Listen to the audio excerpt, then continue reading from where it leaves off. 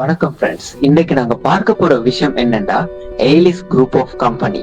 இதண்ட முழுமையான வரலாறு பற்றி தான். ஓகே, வாங்க வீடியோக்குள்ள போகலாம்.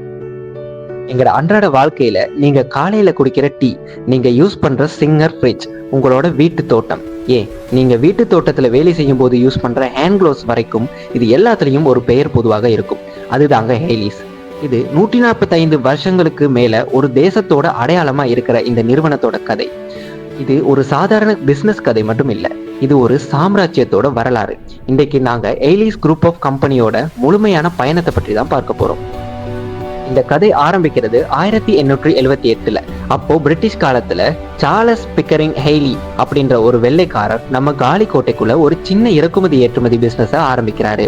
வெறும் ஒரு சின்ன கடையை ஆரம்பிச்சு நம்ம ஊர் கருவா, தேங்காய் நார் இது எல்லாத்தையும் வெளிநாட்டுக்கு ஏற்றுமதி செய்துதான் இவங்க பிசினஸ் உலகத்துக்குள்ள கால் பதிச்சாங்க.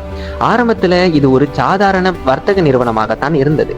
காலப்போக்குல ஹெய்லி கூட கெனி அப்படிங்கிற ஒருத்தர் கை கோர்க்கிறாரு. 1954 தான் ஹெய்லி அண்ட் கெனி ஒரு பொது நிறுவனமா மாறுது.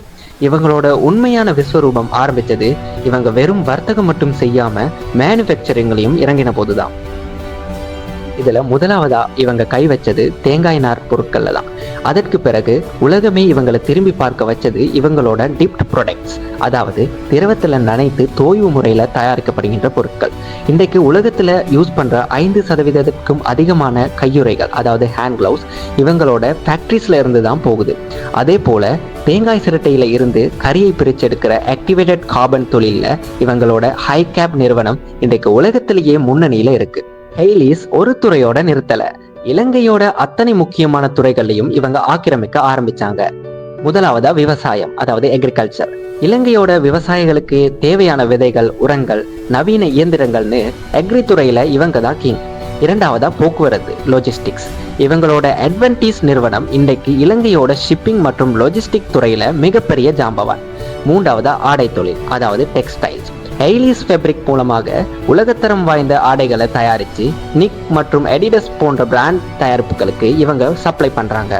நான்காவதா தோட்டத்துறை, அதாவது பிளான்டேஷன். கெலனி வேலி, தலவாக்கலை போன்ற பெரிய எஸ்டேட்டுகள் இவங்க கிட்ட தான் இருக்கு. எங்களோட நாட்டு டீ மற்றும் ரப்பருக்கு இவங்க மிகப்பெரிய பங்களிப்பு செய்யறாங்க. இந்த வீடியோ உங்களுக்கு பிடிச்சிருந்தா லைக் பண்ணுங்க, ஷேர் பண்ணுங்க மற்றும் உங்களது மேலதிக கருத்துக்களை கமெண்ட்ல சொல்லுங்க.